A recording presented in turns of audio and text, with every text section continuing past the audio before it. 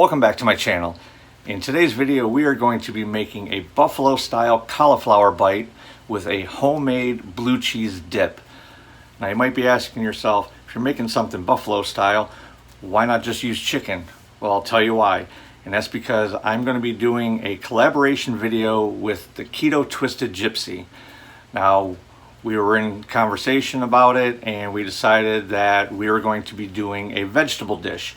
Now we didn't declare whether it had to be a side dish or a main dish, an appetizer, whatever. So I decided on the buffalo cauliflower. Now the reason that I came to that conclusion was that I was thinking about what I want to do and I realized that this is starting to become like a family to me. I'm really enjoying doing this. Everybody's been really awesome, and it made me realize how much I missed my family back home in Buffalo. And you know, what's more Buffalo than Buffalo style chicken? But we're doing a vegetable, so I decided to do the cauliflower bite. Now the Keto Twisted Gypsy is a really awesome YouTuber. She's getting really close to her first 1,000 subscribers. I could just imagine, you know, the feeling and the anticipation, the excitement in that one, and hopefully one day. But you know what? Today, I'm telling you, go see her channel. It is incredible.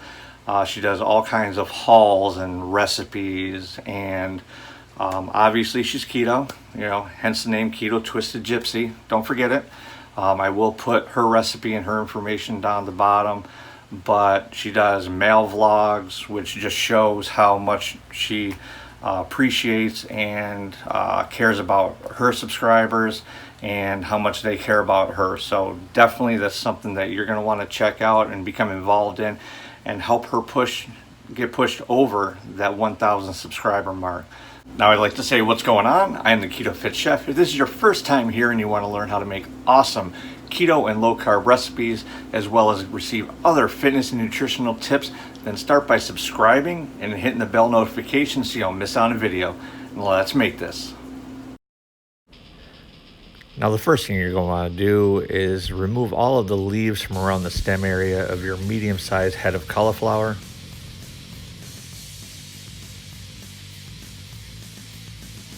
And once you've done that, go ahead and grab your knife, turn your head of cauliflower upside down, and cut through the stem. Cutting through the stem instead of the florets will cause less of the crumbling of your florets and will keep them more intact.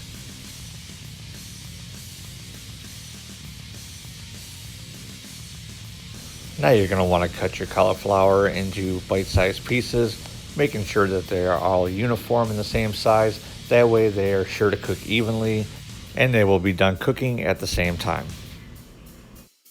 Then go ahead and place them in a colander, give them a good rinse, and then just set them aside. Now in a large mixing bowl, add 2 tablespoons of melted butter, 1 tablespoon of olive oil, a 1/4 teaspoon of salt, a 1/4 teaspoon of black pepper, a 1/4 teaspoon of paprika, and a 1/4 teaspoon of cayenne pepper. Now remember, if you don't like yours that spicy, just go ahead and replace the cayenne with more paprika. And then just go ahead and add a 1/4 cup of your favorite hot sauce. Frank's is a more traditional hot sauce, so that's what I'm going with. Then just grab your spoon and just give it all a good mix. Then just go ahead and grab your spoon, give it a taste, and oh yeah, it's good. Now go ahead and grab your cauliflower florets, add them to your bowl. Just go ahead and grab your spoon and just give them a really good mix, mixing them thoroughly, making sure to incorporate all of the hot sauce into the cauliflower florets. Once you've got the hot sauce in all the nooks and crannies, go ahead and grab some plastic wrap, cover it up, and just go ahead and throw it in the refrigerator for about 30 minutes to an hour, and just let all the flavors absorb and marinate into the cauliflower. Now it's time for the blue cheese dip. We're going to start off with a 1/2 cup of mayonnaise, a 1/2 cup of sour cream.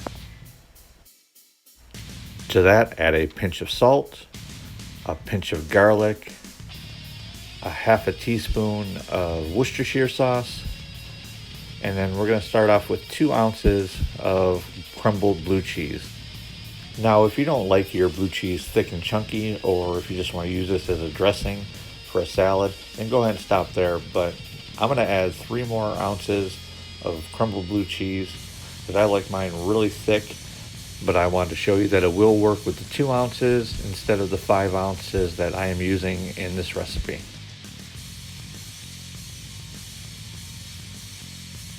Now, as you can see, this is really thick, which is the traditional way for blue cheese to be in buffalo. Then grab your spoon, just give it a taste, and it is awesome. Now go ahead and throw this in your refrigerator with some plastic wrap on it, and just let it sit in there and marinate for a good hour. Now go ahead and preheat your oven to 400 degrees. Then grab a sheet tray lined with foil and spray it with nonstick spray. Then you gotta take your cauliflower florets that have been marinating, and just go ahead and spread them out on a sheet tray, making sure that you give them a little bit of space in between them. Spreading them out evenly will allow them to cook more thoroughly and evenly. Once your cauliflower is evenly distributed on the tray and your oven is preheated, go ahead and set it on the middle rack for about 20 minutes. Once 20 minutes is up, go ahead and remove it from the oven and take a spoon or a pair of tongs and just go ahead and flip all of the cauliflower florets over so that they cook evenly on both sides. Now, once all of your cauliflower has been flipped, go ahead and take your tongs and just gently move them around, getting all the excess sauce that is sitting in the bottom of the pan all over all of them so that it's spread out evenly and covering all of the cauliflower. Now go ahead and put them back in the oven for another 20 minutes or until they are nice and golden brown.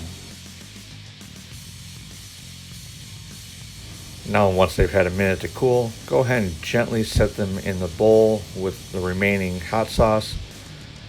And then you're just going to take your tongs and you're just going to gently toss them in there, incorporating all the hot sauce throughout. Now grab a nice big ramekin of that delicious blue cheese, plate it up, and we are ready to dig in. And there we have it, buffalo cauliflower bites. And it could not have gotten done a moment sooner. It was smelling so good, I almost couldn't wait. But like I always say, the most important thing is how good does it taste, and that's what we're gonna find out. But first, let's look at this blue cheese. Look how thick and creamy that looks. Nice and rich. And these cauliflower bites. It's got that nice crust on it like a chicken nugget or a chicken wing would have. So let's dig in.